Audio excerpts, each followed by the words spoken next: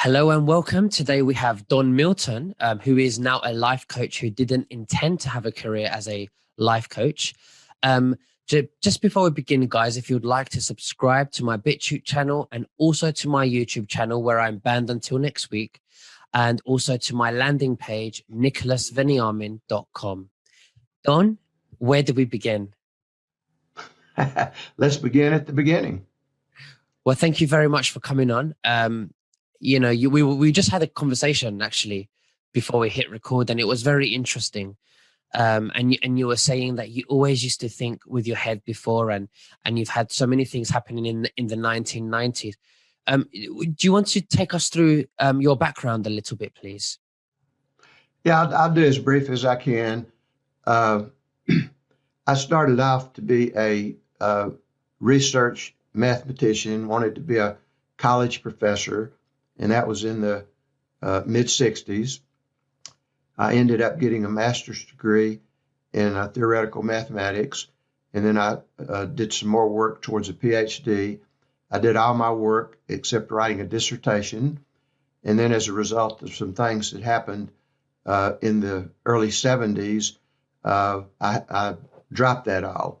And actually, in between, I spent a couple of years as an Army officer at NORAD in Colorado Springs.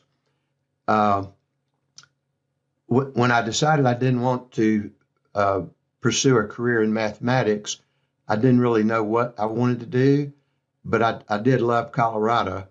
So I got married to a woman that I had met in graduate school, and we moved to Colorado Springs in 1974. I couldn't get a job doing anything that I thought I knew how to do, so I ended up having different sales jobs.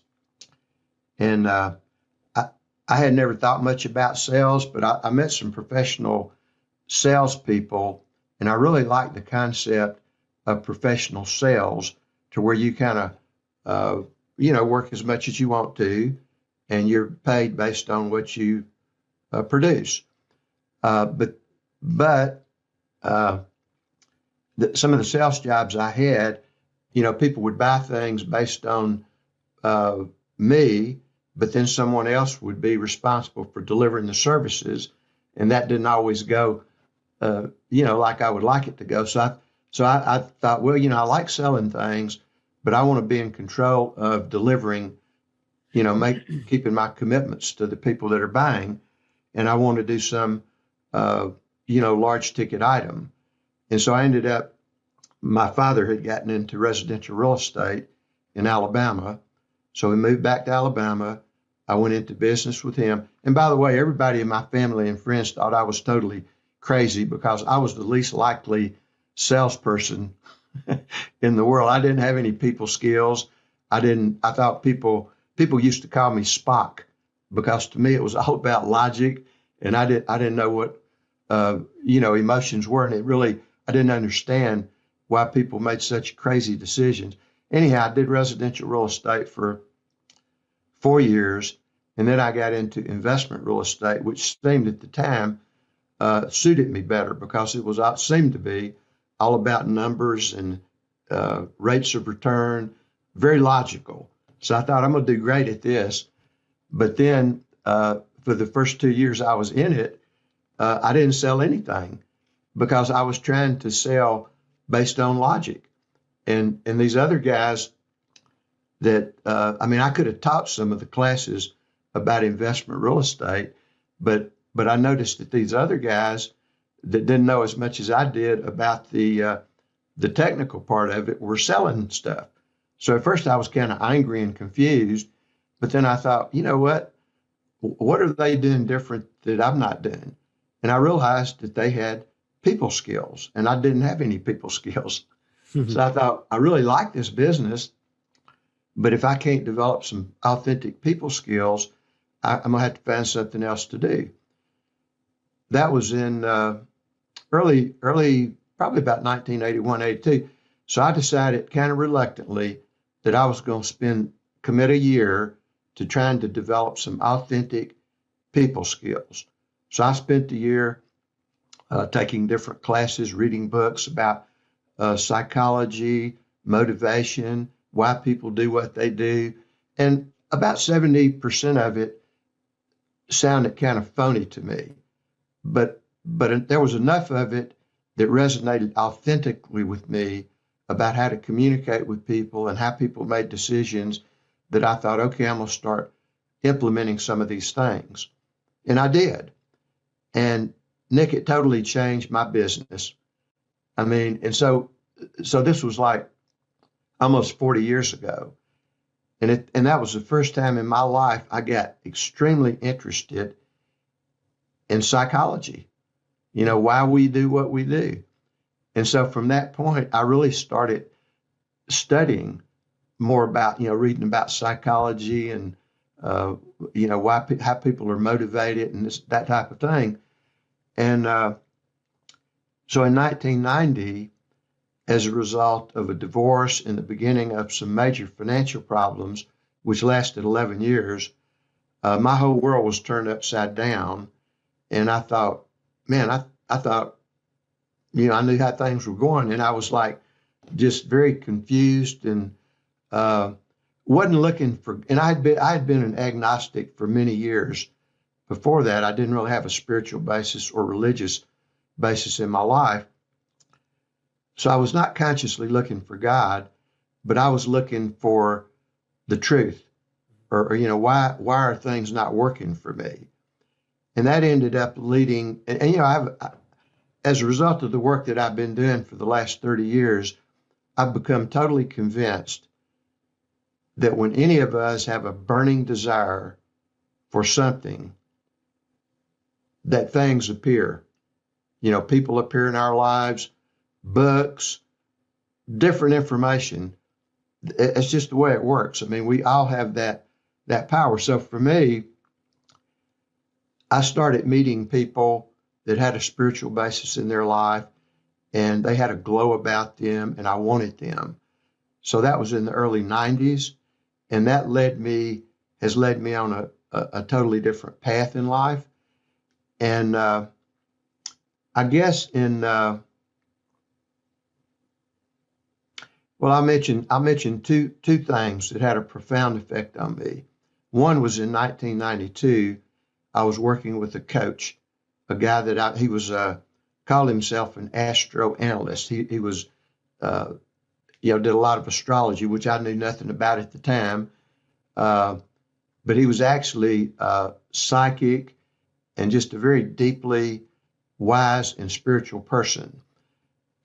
And when I did my work with him, I was literally had started living on credit card cash advances.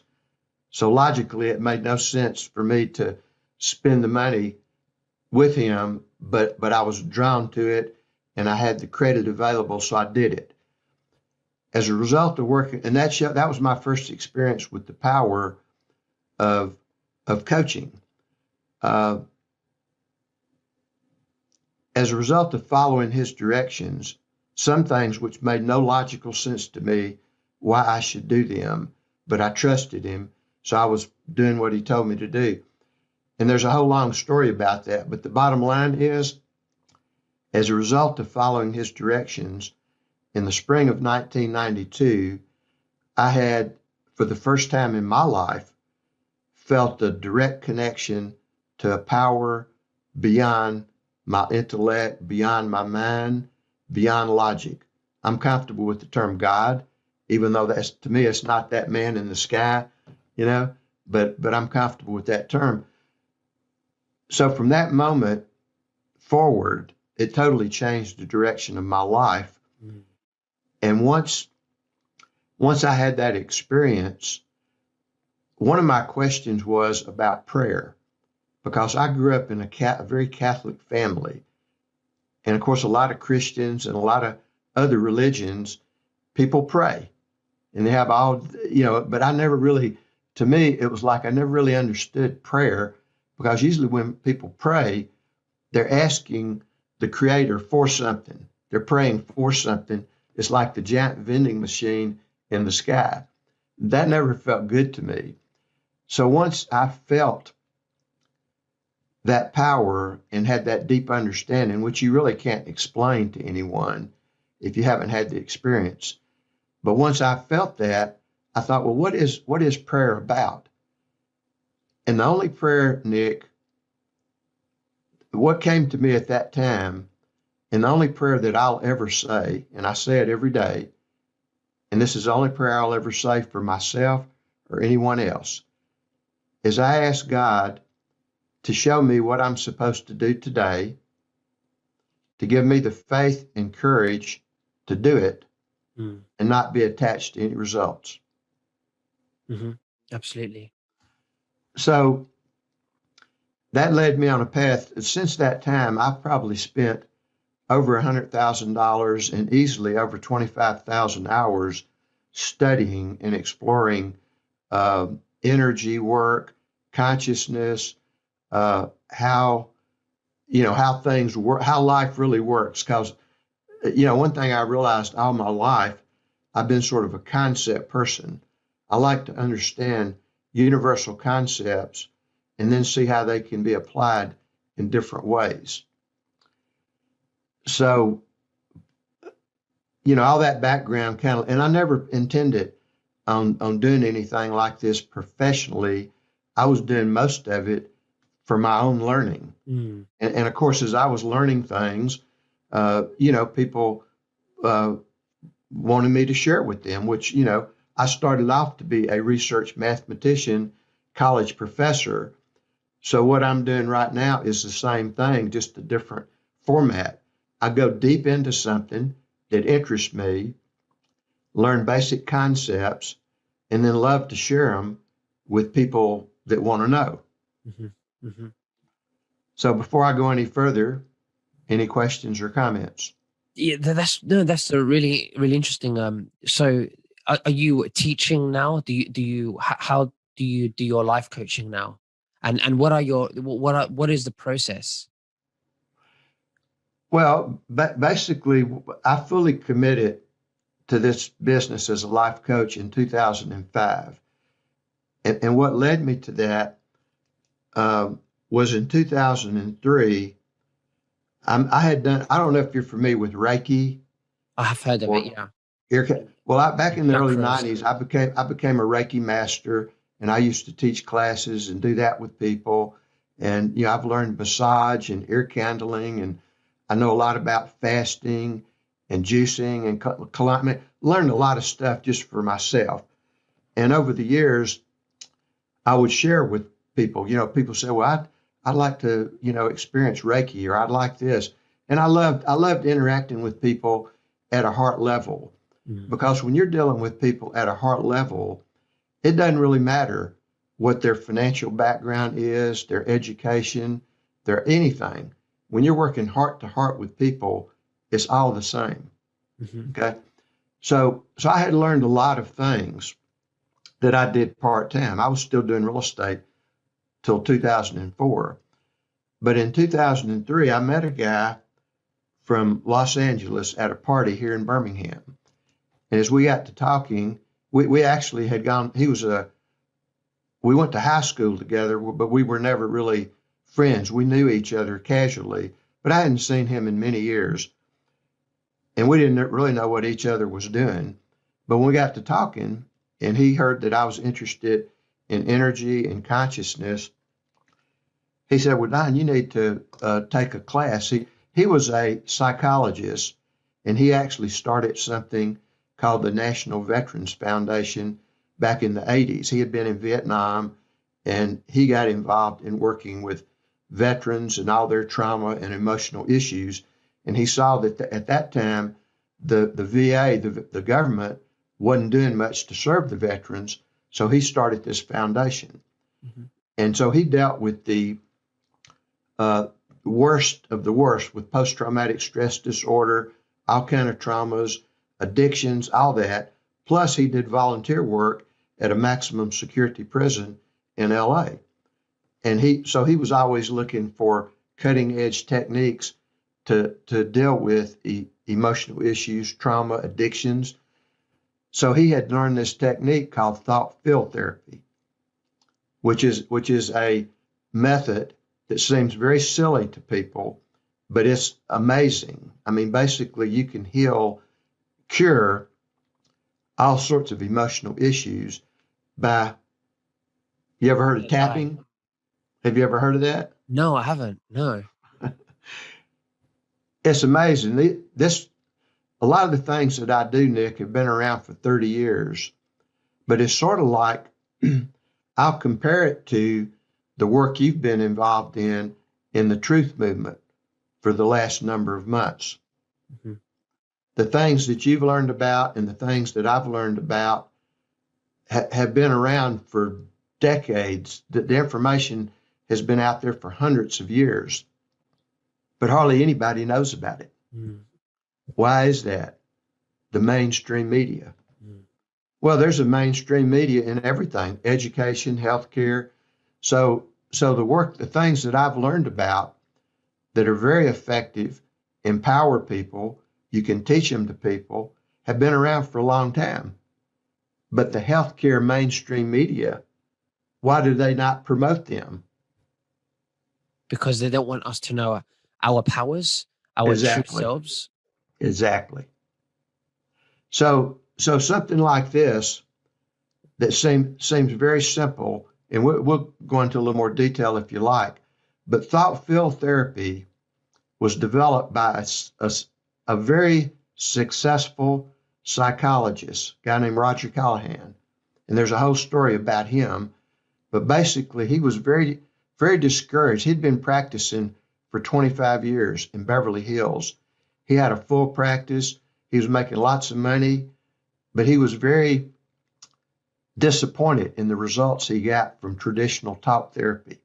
So he was always looking for something better. So anyhow, he discovered this technique that if you're focusing on a particular emotion or physical pain, and you tap on certain meridian acupressure points, that you get results. So that was what this guy had been doing. His name was Shad, the guy that I met at the party, and he'd been doing it for a number of years with military veterans, with prisoners, and he thought I should learn it. Wow. Well, yeah. I'm kind of a homebody. I don't like to travel. I had learned a lot of stuff. It didn't really resonate with me. But fortunately, for the next year, and he was a trainer for this thought field therapy. So for the next year, every time he was doing a class somewhere, he would call me. And he would say, Don, I'm doing a class in Chicago. I'm doing a class. You need to come. Well, it wasn't convenient. It didn't really, I just blew it off. I didn't feel like he was nagging me, but I wasn't interested. After about a year, he calls me again. He says, Don, I'm doing a class in Los Angeles at my office. I live 5 minutes from there. You could stay at my home. I know you like to cook. You can cook food. You could stay for a week, but you got to come. Nick, I almost said no. Mm-hmm. I almost said no. But I liked the guy, and I thought, it'd be fun hanging out with him for a week. I'm a veteran. It would be nice to meet with some other. So anyhow, I did it, but not because I had a burning desire to learn the technique, but just for other reasons. It was a 3-day class, Friday, Saturday, and Sunday. Right. I was the only layperson in the class. There were about 20, 25 people in the class. They were all mental health professionals. But as a result of all the other things that I had learned and been studying for almost, at that time, 13 years, I had some questions. Mm-hmm. And that class answered all those questions. And I remember him telling me, because we hung out, I did stay there for a week, and so we hung out and talked a lot. And I remember him telling me, and he didn't know much about my background, but he told me during that week I was with him after the class, he said, Don, I've taught hundreds of mental health professionals. He said, but you seem to really get this more than anybody I've ever taught. I said, well, I guess that's because I had these questions. It's like it's like one of the questions I had, Nick, and you might have this, a lot of people probably have this question. Why is it that something could happen when you're 20 years old? Some trauma Mm-hmm. happens, and it really affects you. You're upset, you're angry, you're confused, whatever. You have all these strong emotions. Maybe. And 10 years later, I mean, you don't think about it consciously all the time, No. but 10 years later, that you can be thinking about it or something comes up and all those emotions come back. Mm. I've wondered that. It's like, why is it that something can happen one time, but then 10 years later, 20 years later, you're still, well, that answered the question for me. At that class, and by then I had been on this spiritual path for a long time, and I had learned to trust. I'd been meditating and journaling. I've been doing, to me, and I don't try to convince anybody of anything that I believe. I tell my clients all the time, don't believe anything I say, but be open to everything and have your own experiences.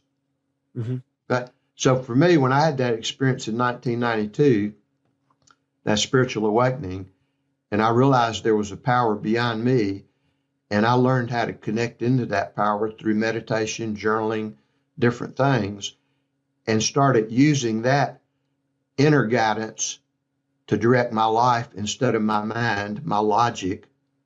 I started learning to let my heart or my inner guidance make the decisions of what to do, and my ego to take care of the details. Okay, so I had learned how to do that very well, and it made my life a lot better. But when I was at that class, I was given a very clear message from my higher power that I was supposed to do that full time, that type of work. Well, Nick, I had come out of from 1990 to 1996, financially, I went down the tubes. I mean, I was $500,000 in debt, didn't know how I was going to get out of it, and then some amazing things started happening.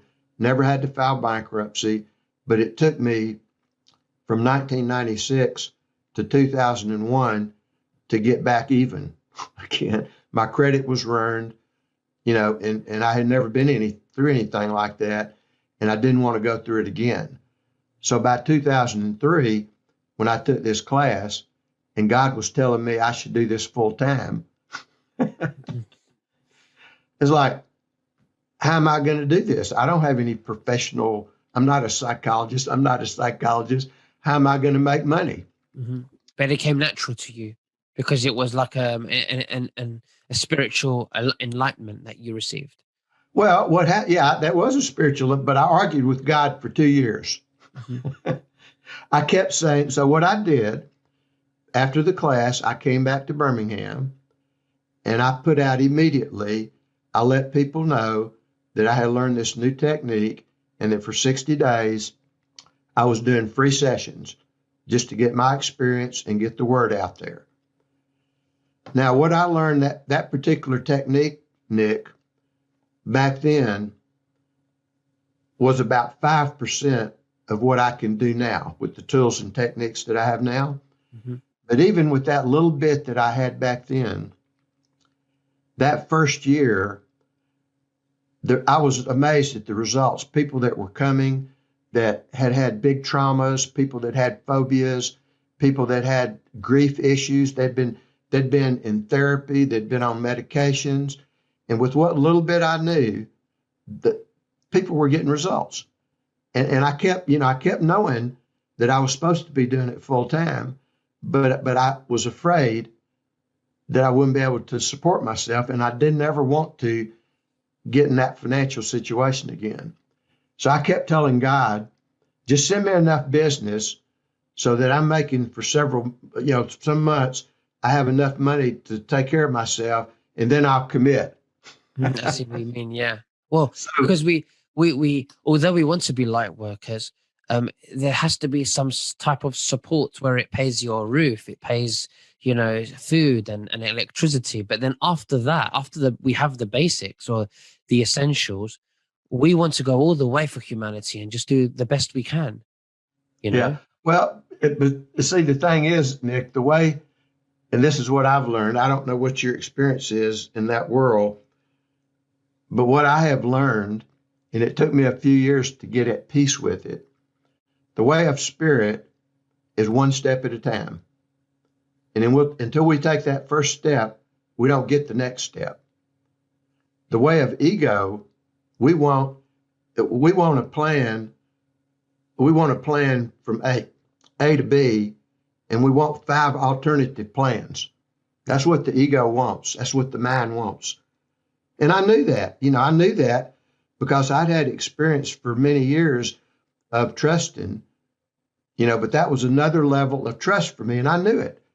So for 2 years, I knew that God was not gonna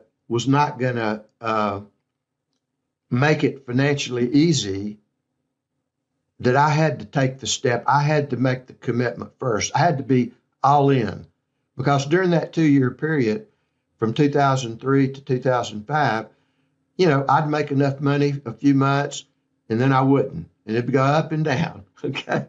Mm-hmm, mm-hmm. So when I had to make the commitment, I had to go all in before the universe could fully support me.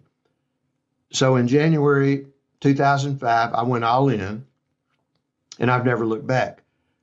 Now, so since then, I'm continually, people sometimes consider me an expert, and I say, no, I'm not an expert at anything. I don't ever want to be an expert at anything, because the concept of an expert is you don't have anything else to learn.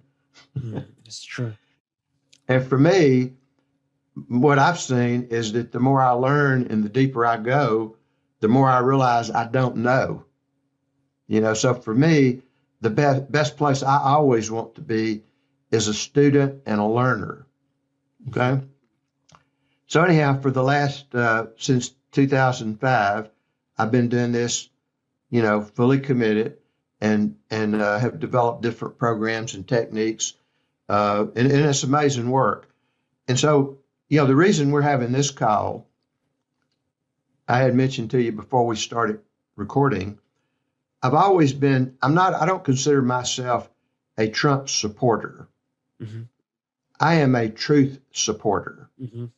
And I have never really been involved in politics, because mostly I thought that it's a choice between, the best of the worst.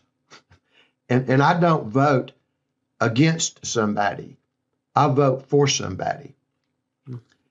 I didn't know anything much about Trump or Biden, to begin with, other than the little bit you hear from the media. And I quit watching TV 45 years ago. I quit taking newspapers 30 years ago, just because I realized all the crap and all the negativity. So any information I got about politics would be, if I happen to be looking something up on the internet, and, how things just pop up. So the only reason I even got interested in the presidential race this year was because, I don't know if you know who Marianne Williamson is. I've heard, it rings a bell. Well, Marianne Williamson is has been a very well-known spiritual teacher for many years. I've read her books, and, she's I don't know her personally, but her books are very useful. She seems to be a very, very spiritually centered person. So when I heard that she was that she was a candidate for the Democratic, that got me interested. It's like, wow, maybe there's something good coming into the politics. So that was my initial interest. And so, we started watching some of the presidential debates. And of course, it's a bunch of crap, the debates, but that got me interested. And then I got some interested initially in Buttigieg and then Yang. But but the whole Democratic, whenever they do with the debates, I wasn't hearing any message about what they're going to do. All I kept hearing all of them say, we got to get rid of Trump. We got to get rid of Trump. Okay. I had no intention to even vote in the election originally. But what started happening for me, and this probably has happened for a lot of people, when this COVID thing came out, and I just, started seeing what they were talking about, and it just didn't make any logical sense to me. So we started exploring, looking at, there's 3 people that I've been aware of for over 20 years that I respect: David Icke, David Wilcock, and Kerry Cassidy. Are you familiar with? I'm familiar with David Icke. Yeah. So I've read, so they've been around for a while, and they all have a lot of credibility to me. So I started hearing David Icke talk about some of the stuff that was going on. And then I started hearing David Wilcock actually mention Trump a few times in the alliance. So that's when Trump kind of came on the radar screen. And I saw this craziness going on with the COVID. And so my wife and I, for the last, I don't know, probably 8 months, I came across Charlie Ward back in the early summer. And you know how one thing leads to another. You start watching one person interview somebody, and then you get, so, we've spent many hours listening to different people and doing our own research. And I came to see that how maligned Trump had been, and how, I started seeing I knew nothing about the depth of pedophilia. I had no clue, sex trafficking. So, the more I got into it, the more I started seeing how corrupt everything was. And just, anyhow, that's what kind of got us. So I did vote for Trump. And like I say, I don't consider myself a Trump supporter. I'm a truth supporter. And it looks like Trump is in alignment with truth and the people behind him. And it is amazing, so all the censorship and all the crazy stuff going on, that you look around and you think, can't people see this? It's not about Democrats and Republicans. They're all crooked. It's a crooked system. Mm-hmm. It's like it is about good and evil, freedom and slavery, truth and lies. That's what it's about. So, and of course, Charlie Ward, he's got that famous saying, we all have a piece of the puzzle. So I was wondering, what is my piece? And then I started, and I'm well aware of all the psychological, emotional damage that's been done. Well aware of that. Mm. And even when,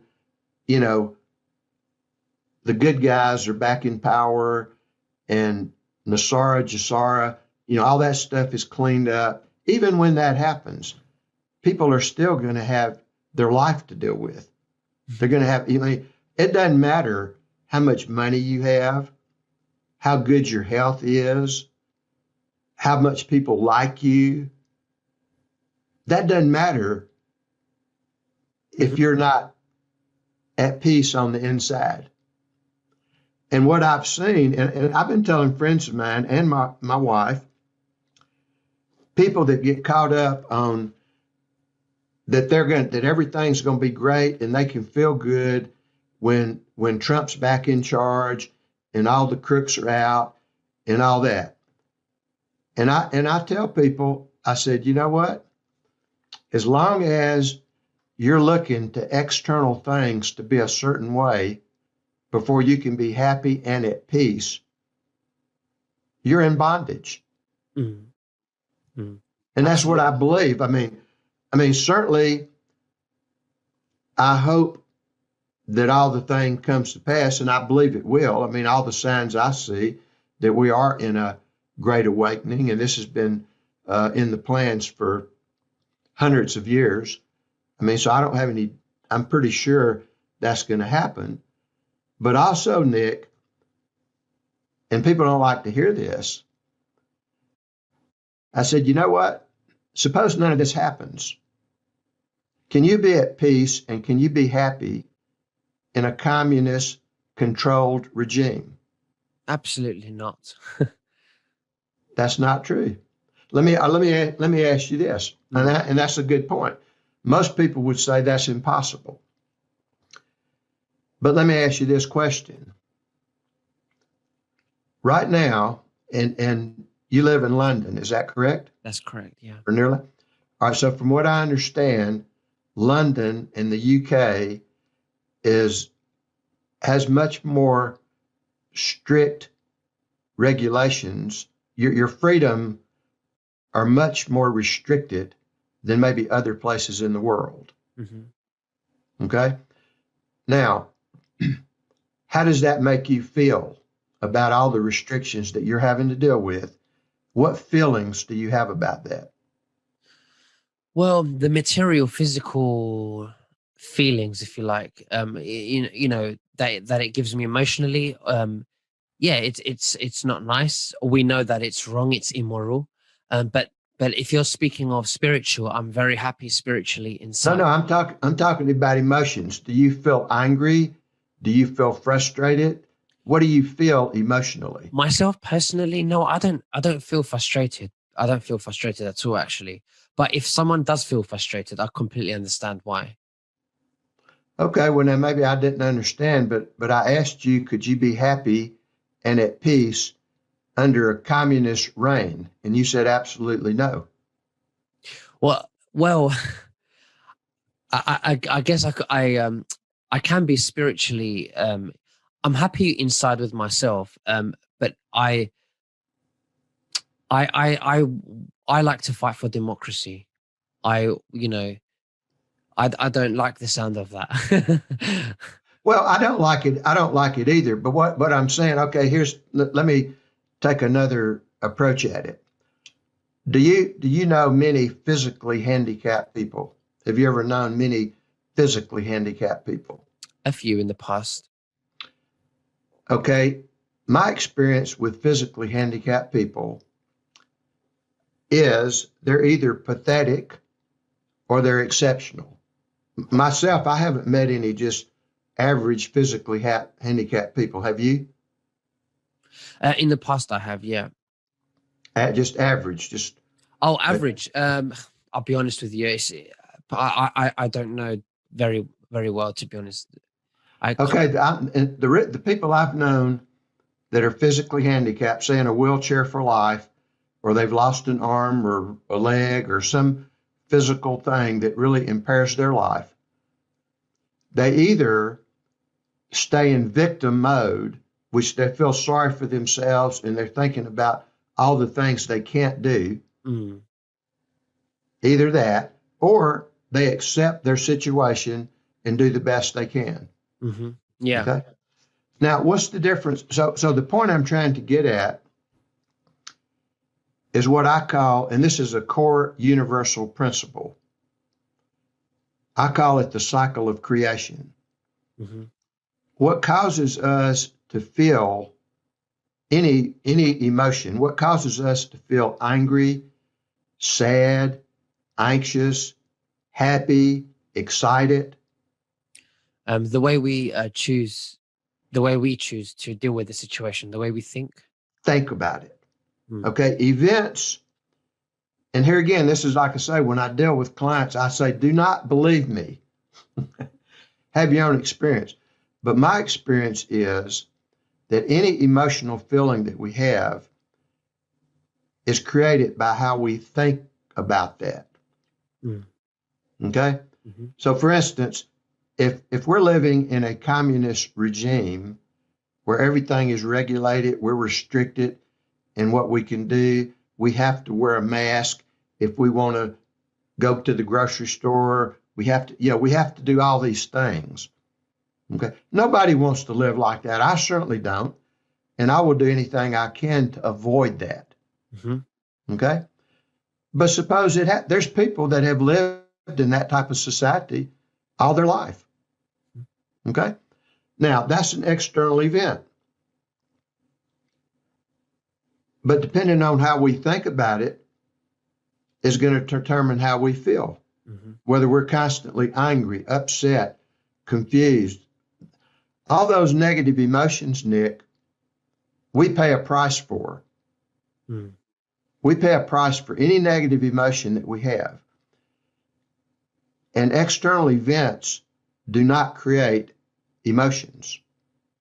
Our thinking does. Okay? Now, the next question beyond that is, what causes me to think a certain way about a particular event and you to think another way about it? You know that two people can experience the same event and they have different feelings about it. And here's a good example, the election. Okay, the election, apparently Biden became president and Trump didn't.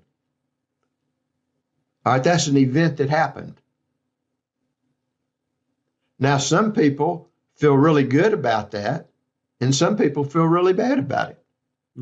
Because of their beliefs, which is a thought. Well, it's because of their thinking.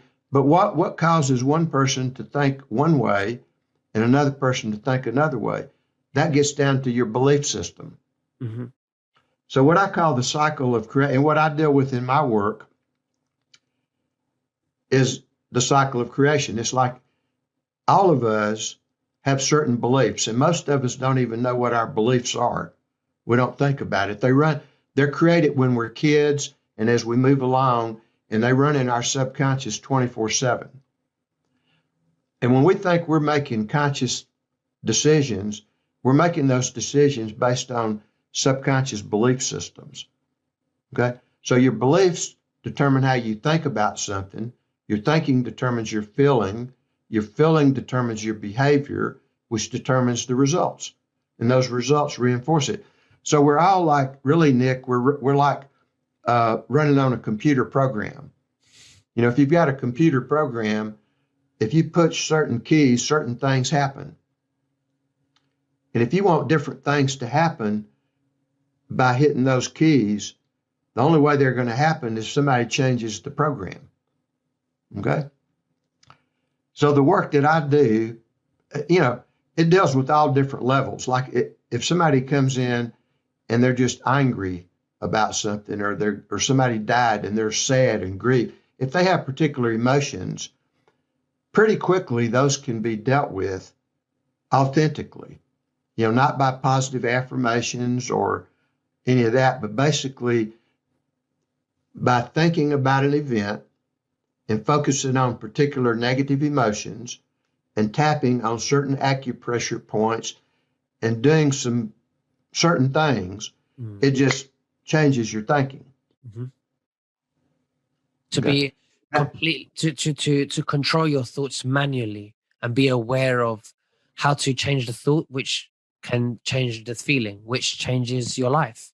Exactly. Yeah, I see. So really the basis of my work is that there are certain universal concepts that apply to many things. And the cycle of creation is one such concept. It's that events do not cause feelings. How we think about it is what causes the feeling. And if you can change your thinking, you change the feeling. Now, and here's another universal concept. Any negative emotion, you pay a price for. If you got anger, it affects your immune system. It affects your ability to interact with people. And the level of intensity, like if your anger is at a higher level, that's more of a negative effect on you. Now, what happens over our life is we have all these experiences that create negative emotions, and we think we get over them, and we're not consciously thinking about these. But until we clear those issues, that's running in our subconscious 24/7. And I think even the traditional medical people have, come to the conclusion, they call it stress, that stress is the cause of most physical illnesses. Mm. Now, stress, it's not just anxiety. Stress is any negative emotion. Anger puts stress on your system. Sadness puts stress on your system. Any negative emotion is a stressor on your system. Okay? Mm-hmm. Now, so my piece to the puzzle here is I'm willing to offer. I developed a group program a number of years ago that is sort of encompasses these two women that were in this network marketing group asked me if I could create an economical program sort of along the lines of my 12-week program. And I did that. And it's really a good program. And I'm willing to offer that. Well, here's the commitment I'm willing to make. I'm willing to do one program a week, 2-hour program for 12 weeks. And I may go longer depending on, what the interest is and what the need is and all that. But I don't have any technical skills. I don't have any big list. I don't have a way to let people know about it. So the reason I wanted to talk with you is to see, I'm sure there's other people out there like me that want to contribute something. Mm-hmm. So the piece that I need to deliver this program, I need somebody that is willing and able to set up the calls and record them. It could be phone calls or it could be video. I prefer video, but it could be either way. So if somebody that's good at that and is willing to, spend their time, setting up the calls and then letting people be aware of it. And I would think maybe the way people are aware of it would be through, your network and all these other people you're connected with. There's millions of people that, so whoever's going to put the word out would have to figure out how they're going to do that. And then somebody would have to set up a website where these calls could be archived. Mm-hmm. And then I probably would have other information that I would put there. And here's how these calls work. And if I only did 12 of them, they could be valuable 5 and 10 years from now, because the way the calls work are just about all experiential. What I do in the first call is I go over about 10 different processes that I use in my 12-week program. I tell people how to do them and the benefits you can get from doing them. So that first program is mostly just laying out the groundwork. Here's the things you can do. Here's how you do them. Here's the benefits you can expect. After that, on every call, I spend a little time answering questions or listening to people's experience, like, what they got from tapping, the experience with tapping or journaling or meditating. A little time on that, because when people share their experience with something, that motivates other people. It's like, oh, I didn't think about meditating, but after hearing that person, I'll meditate. Mm-hmm. Or I didn't think about journaling or whatever. So when people share their experiences, it can motivate other people to try something that they might not have done otherwise. Mm-hmm. And then when people are asking questions, they're going to be questions that other people would want to know. And what happens on the call is, you could have hundreds or thousands of people on a call. And what I would do is I would take a volunteer. I would say, okay, someone has an issue they want to deal with, like something that happened last week or 10 years ago that they have emotional distress about, so that person I'll interact with them one-on-one. But so say this person has an issue that involves anger. I'll ask everybody else on the call to pick out something that's bothering them. It can be an event where when they think about it, they have sadness or they have anxiety or they have, whatever they have. And actually, somebody could have a headache, or somebody could have a phobia. Everybody could pick out their own specific issue. Mm-hmm. This is an amazing technique for groups. It's called borrowing benefits. So I'm dealing with this person that has an event that caused anger. And usually when people have an event that that creates one negative emotion, there's usually other ones. There may be anger, frustration, confusion, but you deal with them one at a time. So what happens is everybody on the call has picked out their own event, their own situation. And then I tell them, okay, what I want you to do is, as I'm working with this person, there's a sequence of tapping and there's some words that you say. So I'm working with this person and say their issue is anger. So they're going to be saying, even though I have this anger, I'm okay. Certain words. Everybody on the call is going to be saying the same thing. Mm-hmm. Okay, you may have a headache and you may think, well, how's that going to do any good? Mm-hmm.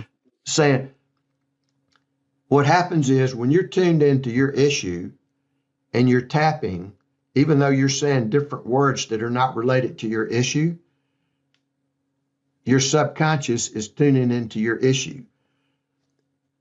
So basically on the calls, even though you have hundreds or thousands of people on the call, these people are not just sitting there listening to one person getting their issue dealt with. Everybody is dealing. Now there's some things, there's some techniques where people on the call may just be listening to me dealing with one person. They may not be doing anything. But the calls are mostly experiential. And the reason that people, like, say we have 12 calls that have been recorded and put on a website. Somebody could go to that website a year, 2 years later, and they would have to listen to the first session. Anybody that was going to, get benefit would have to listen to, everybody would have to listen to the first session to know what's going on. But then after that, you could go listen to any session. Mm. And you would get the same benefit as if you were on the call. The only thing you would not be able to do is ask a question or be a volunteer demo. Mm-hmm. But after you've done 12 sessions, I'll guarantee you there's enough questions that will have been asked and answered in the actual conference, in the actual and the actual thing. Yeah. That, if somebody coming in 2 years later will have their question answered, mm-hmm. most likely. So, that's what I'm willing to do. And it's something I enjoy doing, and I would love to add that. But there would have to be a little team of people that were supporting me in doing that. And another thing is that say we ended up doing 12 or 20 or however many calls we did, and those were on the website. I would hope that someone would maintain that going forward, even after we quit doing the live calls. That would be a valuable resource to be there available to people.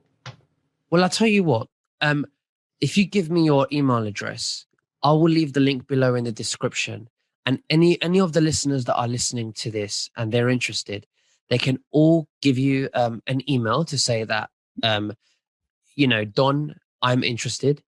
And what you can do is you can, reply to them and wait for a few people to email you until you have a decent group. And then you could contact them together with a date that you can all agree on, and you could go ahead with this activity. How does that sound?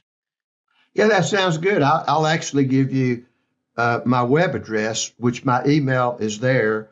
And actually, there's a lot of information about what I do. So, people can find out a little bit more about what I do, and they can contact me. Excellent. So yeah, please. Well, the web address is donmilton.net. Yeah. Okay, great. If you send it to me, so we can get it exact, just send it to me. And then I will put it in the links below so people can just click on it.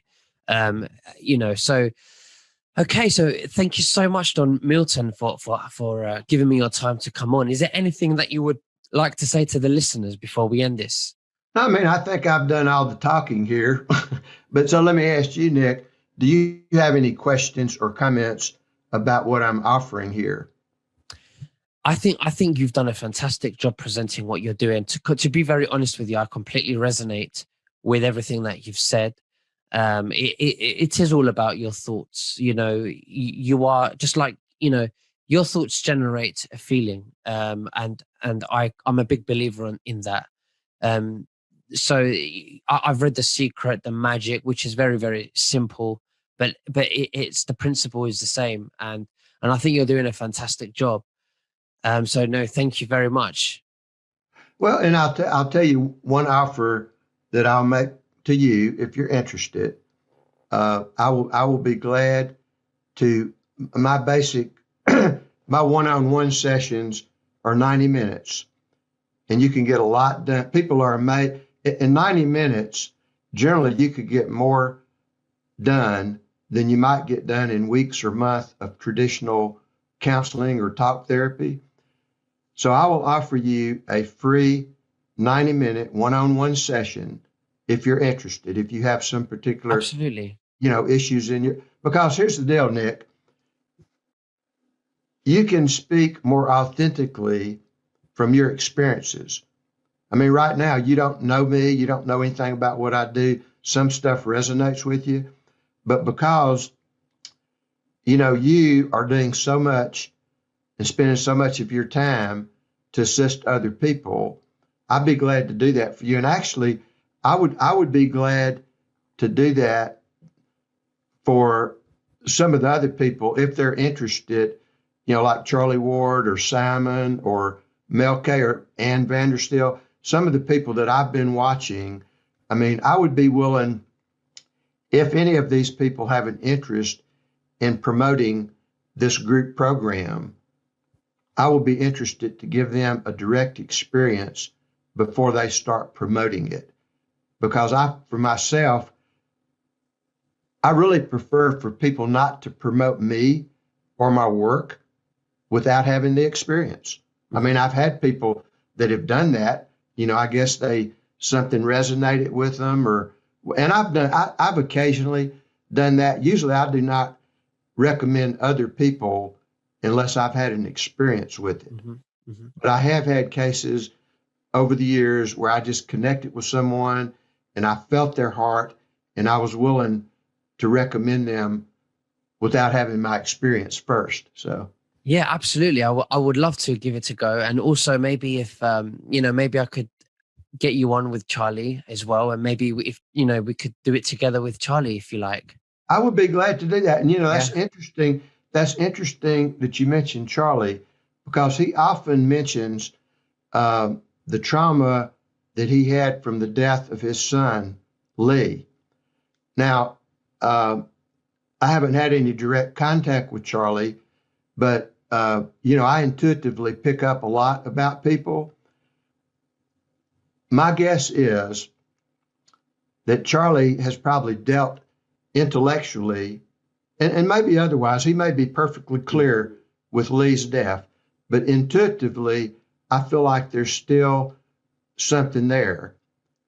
And I would love, if he's interested, I would love to do a session with him. But yeah, Nick, I'm open. Like I say, I would like to add to the party, and I'm open to being on calls with you and other people. I'm open to uh, demonstrating my techniques on calls because I used to do that years ago. I've never really done any marketing. I've never, because a lot of these people that want to market, they want you to pay based on promises. I've done some of that, Hmm. but I always tell these people now, I said, you know what? If you're as good as you say you are, work on a commission basis. I'll pay you a nice commission. You can make more money on a commission, but they don't want to do that. But anyhow, so years ago, I had a woman in the Philippines that wanted to do some marketing for me, and she was a good person, good heart, but she really nothing ever came out of it. But one thing I did, which was a lot of fun, she got me on over a period of about a year and a half. I was on about 30 or 40 internet radio shows that were geared towards alternative health. And these shows would be anywhere from an hour to an hour, 2 hours. And what I would do on those shows is people would call in with different issues, and we would just do it right there. And a couple of times, I remember one time I had these 3 people that were hosts of this show, and they were all had been doing personal growth work for a long time, and I was on their show, and I did a demo with all 3 of them on air, and it was amazing. The experience was amazing. So, matter of fact, I'll send you a link. I think I may have an audio of that show that I can send you. So after the call, I'll send you a few things. And like I say, I'm totally willing to join the party and add what I can add. And I will have no problem doing some small group work or individual work with some of the people like yourself, some of the people that are doing what y'all are doing, because everybody's got their issues. Okay. Absolutely. So if I can help some of you guys clear out some of your emotional baggage to where you can do what you do better, then that'll be another contribution. Because for me, I don't have a big following, but a lot of my clients are people that influence a lot of other people. So I always feel like if I can make a big change in an influencer's life, then indirectly I'm influencing lots of other people. Absolutely. Well, I know what. Let me give you I will message you Charlie Ward's booking email address where you can book an interview with him as well, and then we could look at doing a webinar with him and I and yourself, sometime in the future. But listen, I've got to go because I have another call coming through. Sure. But thank you so much for that. It was wonderful, and I'm going to be more conscious of my thoughts now that I've had this interview. I need to be more aware of the way I think. So I'm going to take that on board. So you've already, made a difference to me. So let me show you one thing, Nick, if anybody's interested. I finally did a book this summer. I've had clients ask me for years. This book talks about how I got into this work and details about what I do. It's on Amazon, Living from the Inside Out. And so you let me know when you would like to schedule a time for yourself, and we'll get it done. I will. Thank you so much, Don. And it's lovely to have met you, and we'll speak very soon again. Thank you. Thank you, Nick. See you.